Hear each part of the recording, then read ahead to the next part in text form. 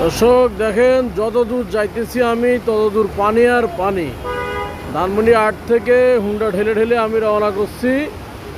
এই দেখেন আমি এখন আছি আপনার সাতেরেতে। কি অবস্থা দেখেন, অবস্থা এত পানি। ওর থেকে আসলো সামান্য একটু বৃষ্টিতে আমার মাথা ধরতেছে না, খুবই বাজে অবস্থা।